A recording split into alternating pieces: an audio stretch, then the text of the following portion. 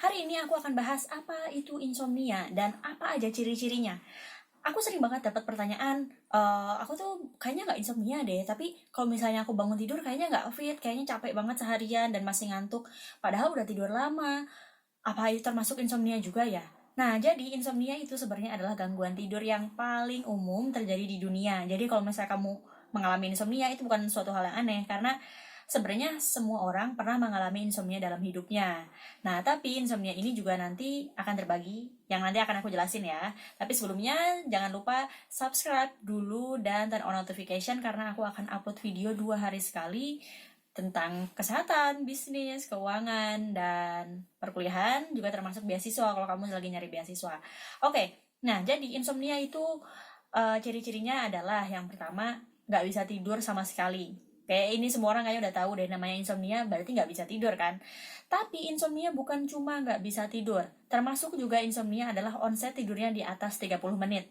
Onset tidur itu apa sih? Onset tidur adalah waktu yang dibutuhkan oleh seseorang untuk bisa tidur. Sebagai contoh, misalnya kamu nih udah mau tidur nih, udah di atas tempat tidur, berusaha memejamkan mata, terus sampai 1 jam kok nggak bisa tidur juga. Nah, itu artinya kamu sudah insomnia. Karena normalnya seseorang itu antara dia udah fix nih, udah mau tidur nih, sampai dia benar-benar tertidur butuh waktu sekitar 15 sampai 30 menit. Di atas 30 menit itu sudah terhitung sebagai insomnia.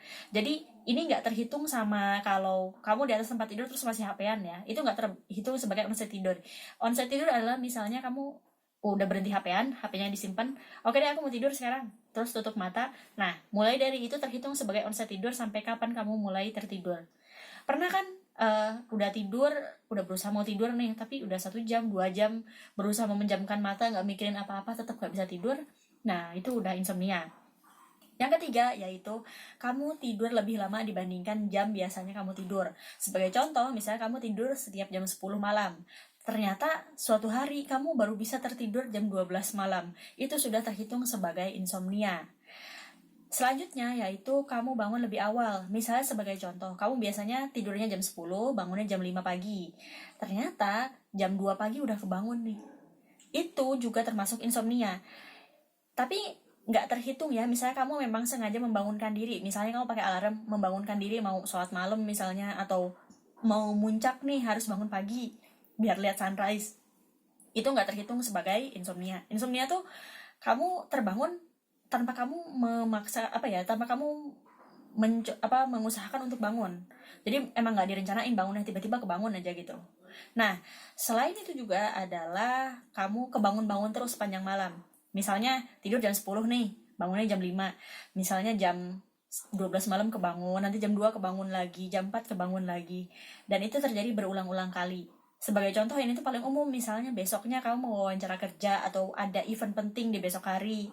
Nah, biasanya kan sebentar-bentar kebangun kayak gitu. Nah, itu juga termasuk insomnia.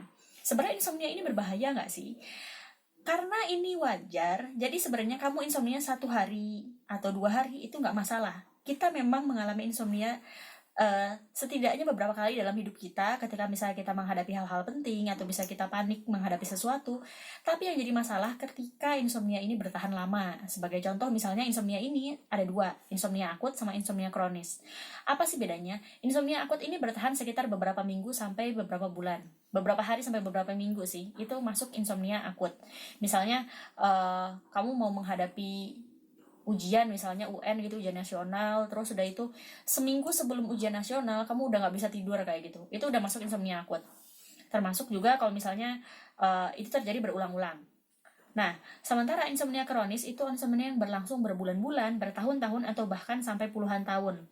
Ada yang orang dia emang saking terbiasa insomnia sampai udah nggak kerasa itu insomnia lagi. Nah, ini adalah insomnia kronis. Semakin lama durasinya insomnia, ini semakin beresiko terhadap kesehatan. Nah, kemudian ini ada yang bertanya lagi, aku tuh sebenarnya kan orang normal tidurnya sekitar 7-8 jam ya untuk orang dewasa.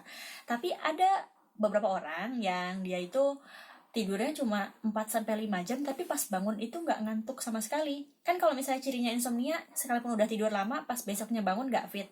Terus udah itu ngerasa ngantuk seharian. dia kayak terganggu gitu aktivitasnya karena ketidakcukupan istirahatnya itu. Nah, tapi ada orang yang tidurnya cuma 4 sampai 5 jam atau 5 sampai 6 jam, dan ketika besoknya bangun itu nggak ada masalah kesehatan sama sekali, fit aja kayak biasanya.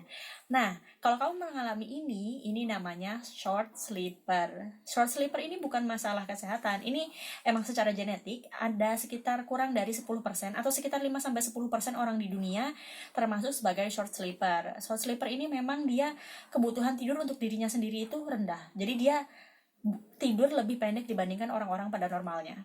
Tapi itu normal sih, short sleeper is fine. Kalau kamu merasa nggak ada masalah kesehatan, dan kamu merasa, aku kok tidurnya cuma 5 sampai 6 jam aja, dan pas bangun udah, ya nggak apa-apa sih.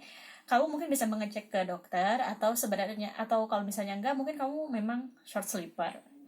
Nah, itu aja pembahasan untuk insomnia. Di video selanjutnya aku akan bahas apa bedanya insomnia primer dan insomnia sekunder. Stay tune, terima kasih.